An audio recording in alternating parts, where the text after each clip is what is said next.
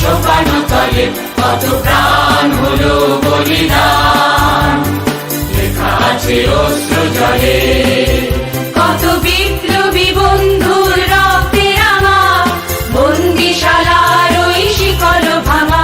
কত বিপ্লবী বন্ধুর রক্তে রাঙা, বন্দিশালার ওই শিকল ভাঙা। তারা কি ফিরিবে আর, তারা কি ফিরিবে আর সুপ্রভাতে, যত তরুণ অরুণ গেছে অস্তাচলে। মুক্তির মন্দির সোপানো তলে কত প্রাণ হলো বলিদান, লেখা আছে অশ্র জলে। যারা স্বর্গগত তারা এখনো জানে, স্বর্গের চেয়ে প্রিয় জন্মভূমি। এসো স্বদেশ ব্রতের মহাদীক্ষালোকে, সেই মৃত্যুঞ্জয়ীদের চরণ চুমি। যারা স্বর্গগত তারা এখনো জানে, স্বর্গের চেয়ে প্রিয় জন্মভূমি। এসো স্বদেশ ব্রতের মহাদীক্ষালোকে, সেই মৃত্যুঞ্জয়ীদের চরণ চুমি। যারা জীর্ণ জাতির বুকে জাগালো আশা, মৌন মলিন মুখে জাগালো ভাষা। যারা জীর্ণ জাতির বুকে জাগালো আশা, মৌন মলিন মুখে জাগালো ভাষা। আজি রক্ত কমলে গাথা, আজি রক্ত কমলে গাথা মাল্যখানি, বিজয় লক্ষ্মী দেবে তাদেরই গলে। মুক্তির মন্দির সোপানো তলে কত প্রাণ হলো বলিদান, লেখা আছে অশ্র জলে। মুক্তির মন্দির সোপানো তলে কত প্রাণ হলো বলিদান, লেখা আছে অশ্র জলে।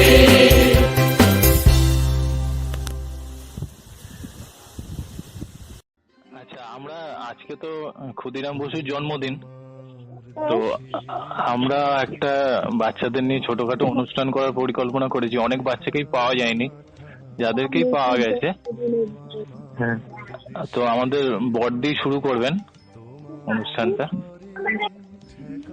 আমরা সকলেই আছি এখানে। তোমরা শুনতে পাচ্ছ তো সকলে? আঞ্জালা, কারিমুন্নেসা, ফুরকান, হ্যাঁ স্যার। সকলে শুনতে পাচ্ছ তো? হ্যাঁ। আচ্ছা, আজকে একটা বিশেষ দিন। আজকে 3 তারিখ, 3রা ডিসেম্বর। আজকে একটা বিশেষ দিন। সেই বিশেষ দিনে আমরা একটা অনুষ্ঠান করছি ফোনে। আমরা ফোনে অনুষ্ঠান করছি, যেহেতু তো স্কুল বন্ধ এখন, তাই ফোনেই অনুষ্ঠানটা হচ্ছে। তোমরা শুনবে, যার জন্মদিন তার সম্পর্কে আমরা বলবো, সকলে মিলেই বলবো।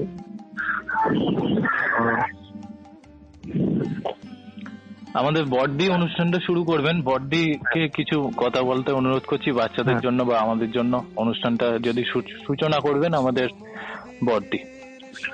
হ্যাঁ, বড়দি।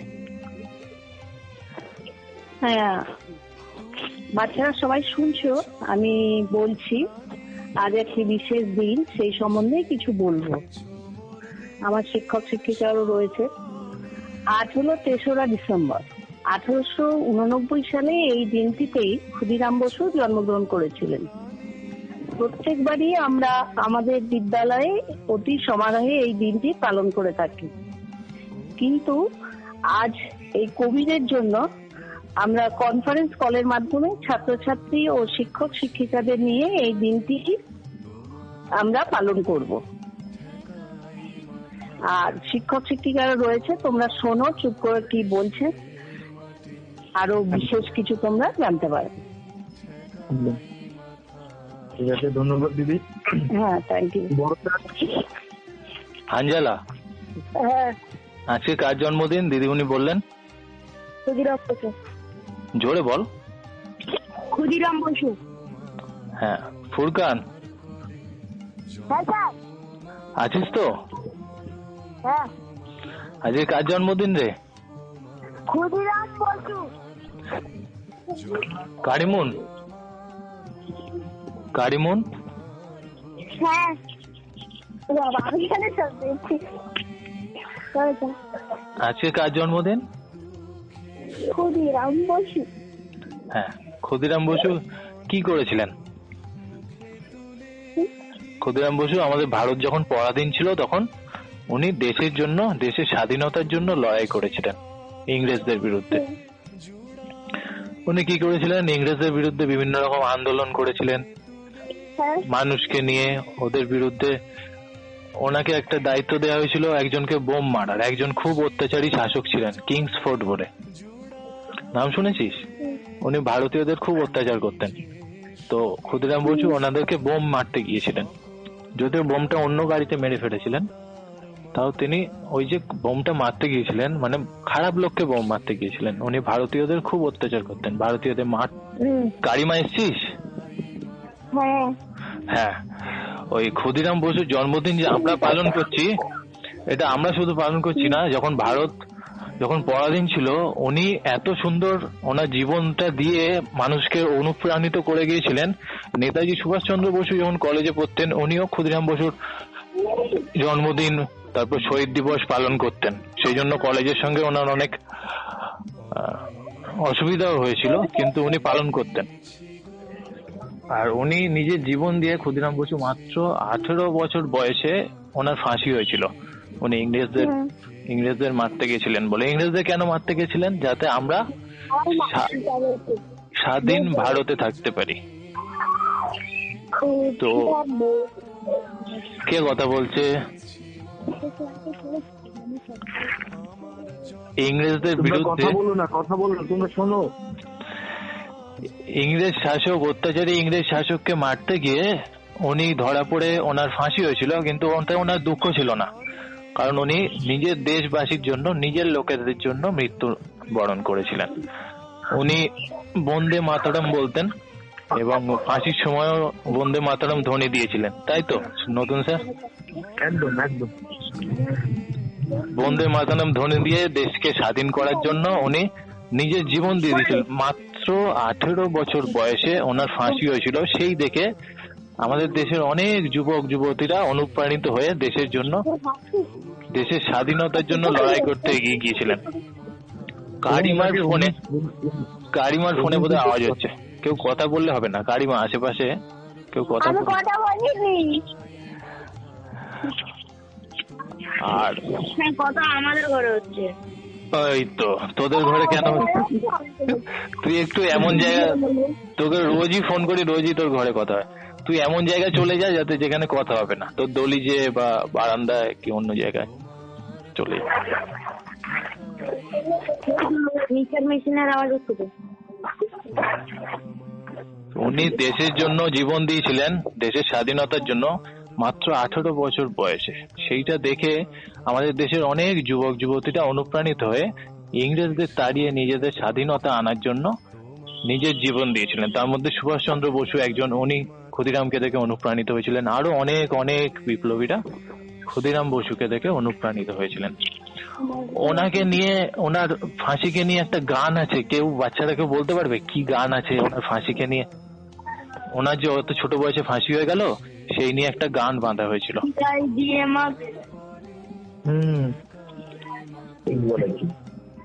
হ্যাঁ, ভালো করে বলতে হবে।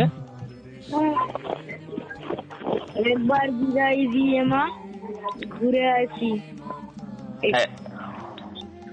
একবার বিদায় দে মা ঘুরে আসি। আচ্ছা, একদম। আচ্ছা, তোমরা শুনলে, বাচ্চারা শুনলে, তোমরা বড়দির কথা শুনলে প্রথম, ছোট স্যারও কিছু বললেন, আবারও বলবেন পরে। তো আমরা একটা শুরু করছি এই অনুষ্ঠানটা। তোমরা শুনতে পাচ্ছ তো সকলে? হ্যাঁ, তোমরা জেনেই ফেললে যে আজকে ক্ষুদিরাম বসুর জন্মদিন। ক্ষুদিরাম বসুকে অগ্নিশিশু বলা হয়। তার জন্মদিন আজকে 1889 সালে আজকে তিনি জন্মগ্রহণ করেছিলেন। তো আমাদের এই একটা ছোট অনুষ্ঠান হবে, সেই কিছু কথা বলা হবে তার সম্পর্কে, তার জীবন সম্পর্কে কিছু কথা বলা হবে। তোমরা অনেকটাই শুনলে, আরো কিছু ওনার সম্পর্কে গল্প আছে, আরো কথা আছে, সেগুলো আমরা শুনবো। আমরা একে একে শুনবো সকলে। আমাদের শুরু করবেন, বড় স্যার শুরু করবেন, তোমাদের বড় স্যার শুরু করবেন শুরুটা, উনি বলবেন। তোমরা শোনো, তোমরা কেউ কথা বলো না, ঠিক আছে? তোমরা শোনো। স্যার শুরু করুন। হ্যাঁ, আজকে ক্ষুদিরাম বসুর 131তম জন্মদিবস। হ্যাঁ, মেদিনীপুর জেলা সালে 3রা ডিসেম্বর বসু পরিবারে নবজাতকের কান্নার রোল শোনা গেল। লক্ষ্মীপ্রিয়া দেবীর গর্ভে জন্ম নিলেন এক পুত্র সন্তান। যাদের লক্ষ্মীনাথ বসু সহ। আমার কথা শুনতে পাচ্ছ তো সবাই? হ্যাঁ, শোনা যাচ্ছে তো? আচ্ছা, আবার বলছি তাহলে। হ্যাঁ, তারপরে কিন্তু লক্ষ্মীপ্রিয়া দেবী তার পুত্র সন্তানকে তার বড় মেয়ে অপরূপা দেবীর কাছে 3 মুঠো খুদের বিনিময়ে, খুদ ওই যে চাল ভাঙিয়ে যে খুদ বেরোয় না, সেই খুদের বিনিময়ে তুলে দিয়েছিলেন। আর এই জন্যই এই খুদের বিনিময়ে কেনা হয়েছিল বলে নবজাতকের নাম রাখা হলো ক্ষুদিরাম। ক্ষুদিরাম 6 বছর বয়সে তিনি তার মা বাবাকে হারান। বড় দিদি অপরূপা দেবীর কাছে তিনি বড় হতে থাকলেন। ছোটবেলা থেকেই বন্ধুদের মধ্যে নেতৃত্ব দানের ক্ষমতা রাখতেন ক্ষুদিরাম। পাঠশালায় বন্ধুরা কোনো দোষ করলে তিনি গুরুমশাইয়ের কাছে বলতেন, গুরুমশাই সব দোষ আমার, আমাকে শাস্তি দিন, আমার বন্ধুদের শাস্তি দেবেন না। ক্ষুদিরামের এই সাহসী ক্ষমতা থেকে মাস্টারমশাইরাও অবাক হয়ে যেতেন। আচ্ছা, ধন্যবাদ স্যার। তোমরা শুনলে তো সকলে? আচ্ছা, কথা বলছে কে মাঝখানে? এত কথা কে বলছে? কথা বলো না। এরপর আমাদের ছর্দি বলবেন ক্ষুদিরাম সম্পর্কে কিছু কথা। ছর্দি বলবেন, তোমরা শোনো, কেউ কথা বলবে না কিন্তু, ঠিক আছে? তুমি বড় স্যারের কথা শুনলে কি বললো ক্ষুদিরামের সম্পর্কে? কি বলছে, যখন 1903 সাল 14 বছরের ক্ষুদিরাম তখন স্কুলের ছাত্র, আর তখন থেকে স্বদেশী কাপড় পরার উপর জোর দিয়েছিলেন তিনি কি বলেছিলেন, আমরা কেন দেশি কাপড় পরবো? মায়ের দেওয়া মোটা কাপড় যতই পুরনো বা ছেঁড়া হোক না কেন, আমাদের সেটা সম্পদ, দেশেরই সম্পদ। এই বয়স থেকে তিনি নানা সামাজিক সেবামূলক কাজে যুক্ত হয়ে গেলেন। একবার এক শীতের সকালে এক ভিক্ষুক কাঁদতে কাঁদতে ক্ষুদিরামের বাড়িতে এসেছিল। তাকে দেওয়ার মতো ক্ষুদিরামের কিছুই ছিল না, ছিল পিতার কিছু বিজড়িত একটা শাল। তিনি যখন কি করলেন, সেই দামি শালটি তিনি ভিক্ষুককে দান করে দিলেন। সাহসী ক্ষুদিরাম বুঝতে পেরেছিলেন, ব্রিটিশদের বিরুদ্ধে লড়তে হলে অস্ত্র সংগ্রহ এবং তার চালনা করা শিখতে হবে। তিনি মেদিনীপুরের এক গুপ্ত সমিতিতে যোগ দিলেন। সেখানে কে কে ছিলেন? সেখানে ছিলেন জ্ঞানেন্দ্র বসু, হেমচন্দ্র কানন্দ, সত্যেন্দ্র বসু প্রমুখ বিপ্লবীরা। আর হেমচন্দ্র কানন্দ বুঝেছিলেন ক্ষুদিরামের মধ্যে এক জ্বলন্ত সংগ্রামী চেতনা রয়েছে।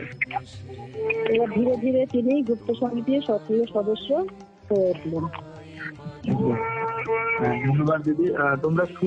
তোমরা শুনলে যে ক্ষুদিরাম ধীরে ধীরে গুপ্ত সমিতিতে যোগ দিল। তোমরা শুনতে পাচ্ছ তো?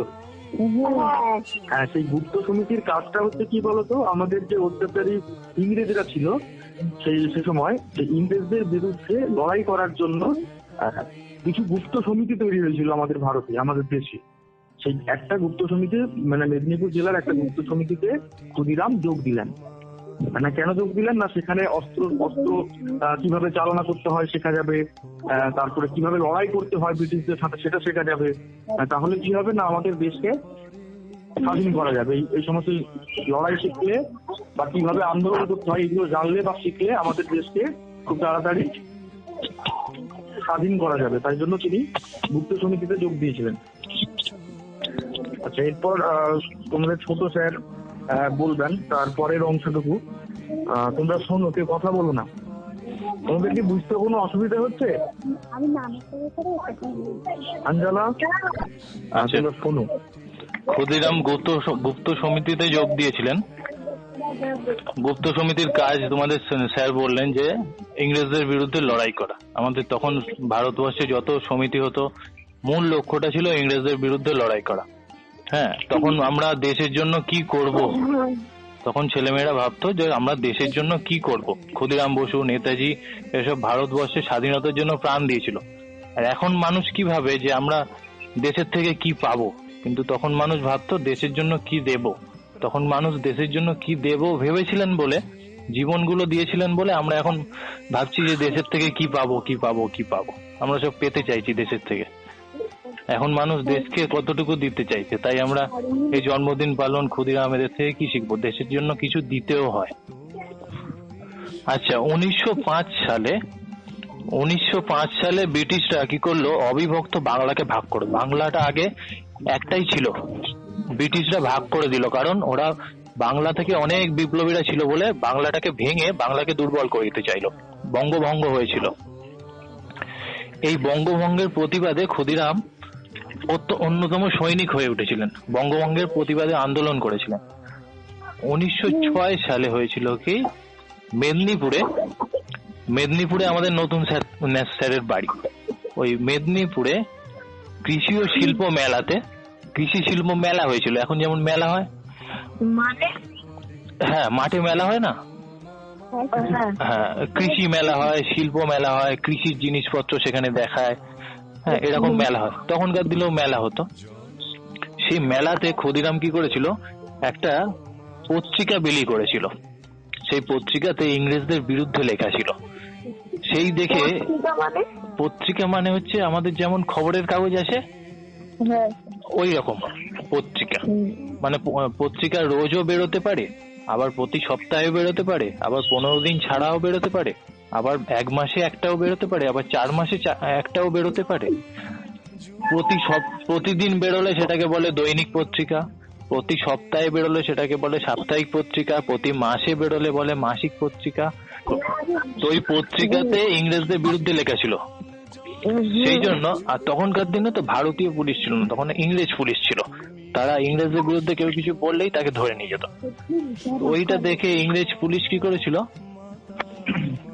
ধরতে আসছিল, ইংরেজ পুলিশকে দেখে তিনি কি করেছিলেন, পালিয়েছিলেন এবং কিছুদিন আত্মগোপন করেছিলেন, লুকিয়েছিলেন, যাতে দেশের কাজ করতে পারেন। তারপর বিপ্লবী দল ছিল ওদের একটা দল ছিল, কয়েকজন মিলে বিপ্লবী দল করেছিলেন যাতে ভারতকে স্বাধীন করা যায়। সেই দলের নির্দেশে উনি পুলিশের হাতে ধরা দিলেন যে হ্যাঁ আমি এই পত্রিকা বিলি করেছি, বেশ করেছি, আমি কোনো অন্যায় করিনি, ধরা দিচ্ছি, কি করার আছে তোমাদের কর। এত সাহস।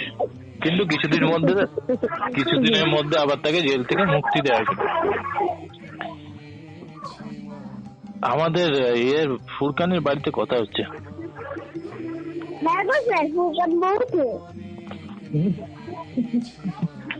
আচ্ছা, এরপর ক্ষুদিরামকে পাঠানো হয়েছিল। তো ওদের দল থেকে একটা কাজ দেয়া হতো, ভারতকে যাতে স্বাধীন করা হয় এবং অত্যাচারী যারা ইংরেজ তাদেরকে যাতে, হ্যাঁ অত্যাচারী ইংরেজকে শায়েস্তা করার জন্য ওদের এক একজনকে, ওদেরকে এক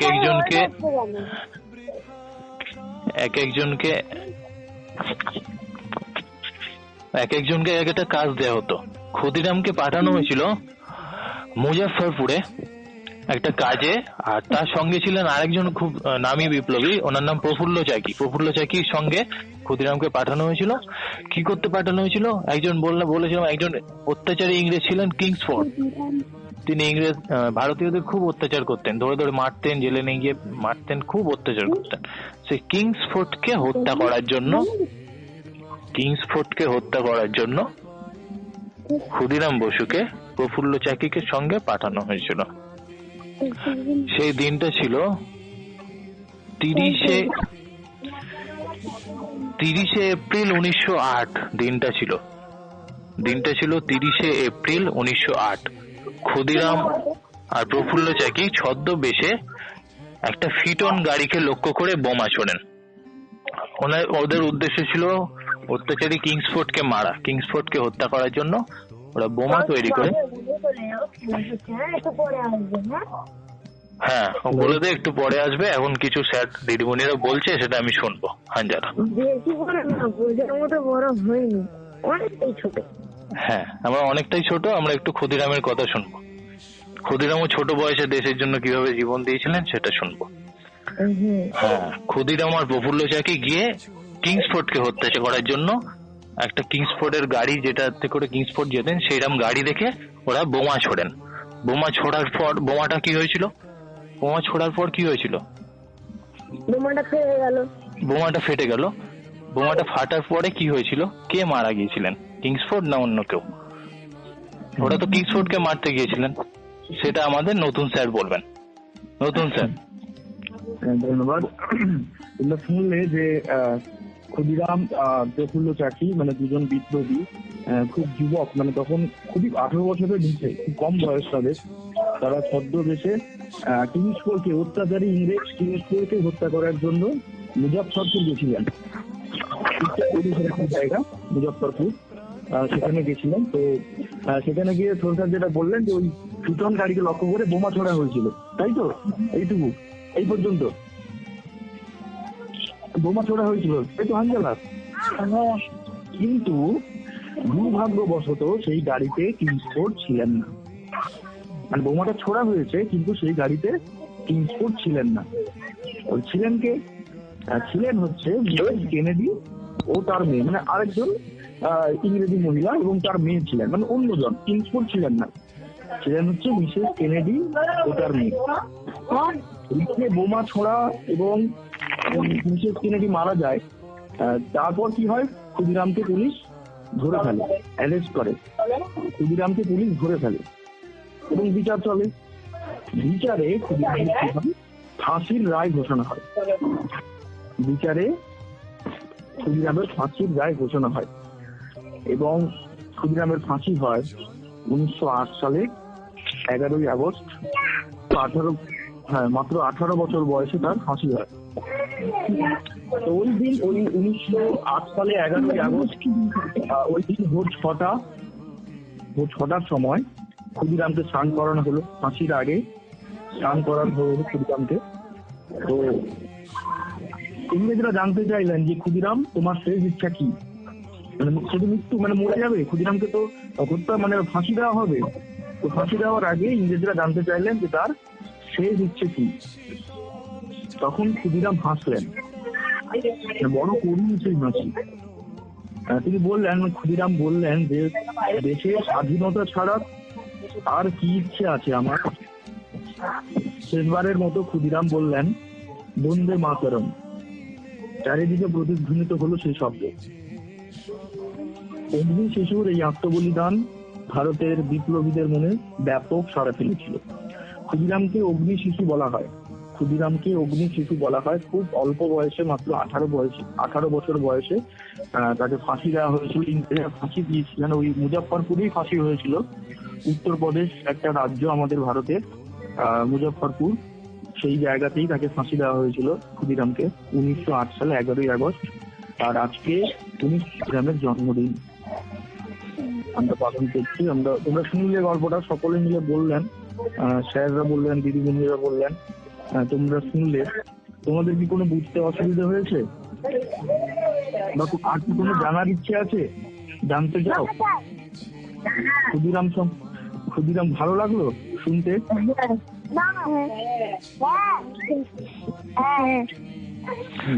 তাবাসুম আছে? তাবাসুম আছে? হ্যাঁ, তোর কথা তো শোনাই যাচ্ছিল না। তাবাসুম, ওই ফাঁসির মঞ্চে ক্ষুদিরাম কি বলেছিলেন? ফাঁসির মঞ্চে ক্ষুদিরাম কি ধ্বনি দিয়েছিলেন? হ্যাঁ ঠিক। এটা তো ফুরকান বললো, তাবাসুম বললো না কেন? তাবাসুম? ও আচ্ছা, তাহলে তাবাসুমের কিছু করার নেই। তো ফাঁসির মঞ্চে ক্ষুদিরাম যে বন্দে মাতরম বলেছিলেন, সেটা আমরা আবার সবাই মিলে বলো তো দেখি, বন্দে মাতরম। সকলে মিলে একসাথে। বন্দে মাতরম, বন্দে মাতরম, বন্দে মাতরম, বন্দে মাতরম, বন্দে। এই বন্দে মাতরম ধ্বনি ক্ষুদিরাম বসু নয়, আরো অনেক বিপ্লবীরা দিয়েছিলেন দেশকে স্বাধীন করার জন্য। আর ক্ষুদিরাম বসু ওনার জীবন দিয়ে আমাদের জন্য স্বাধীনতা এনে দিয়েছিলেন। তো ক্ষুদিরাম বসু ওনার জীবনটা দিয়ে আমাদের জন্য স্বাধীনতা এনে দিয়েছিলেন। লোকের জীবনটা তার সব থেকে বেশি প্রিয়, সেটা তিনি দিয়ে দিয়েছিলেন। তাই ক্ষুদিরামকে আমরা কখনো ভুলবো না, তাই তো? আমাদের এখন চারিদিকে করোনা, স্কুল বন্ধ, তাও আমরা ক্ষুদিরামকে ভুলিনি, ওনার জন্মদিন পালন করছি। একবার বিদায় দে মা, ঘুরে আসি। একবার বিদায় দে মা, ঘুরে আসি। হাসি হাসি পরব ফাঁসি, দেখবে ভারতবাসী। আমি হাসি হাসি পরব ফাঁসি, দেখবে ভারতবাসী। একবার বিদায় দে মা, ঘুরে আসি।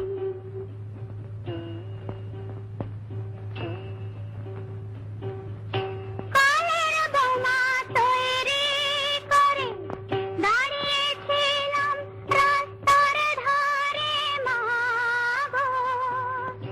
বড় রাতকে মারতে গিয়ে মারলাম আর এক ইংল্যান্ডবাসী। একবার বিদায় দে মা, ঘুরে আসি।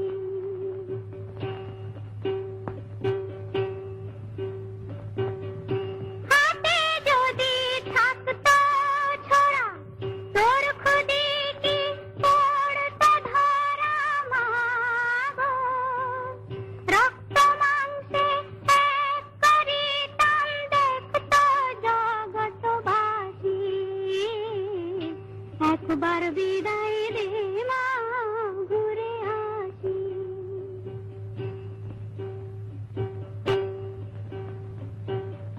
শনিবার বেলা 10টার পরে জজকোর্টেতে লোক না ধরে মা গো। হলো অভিরামের দীপ চালান মা, ক্ষুদিরামের ফাঁসি। একবার বিদায় দে মা, ঘুরে আসি।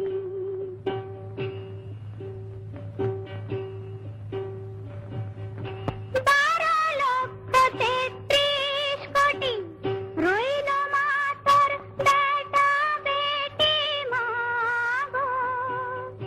তাদের নিয়ে ঘর করিস মা, বউদের করিস দাসী। একবার বিদায় দে মা,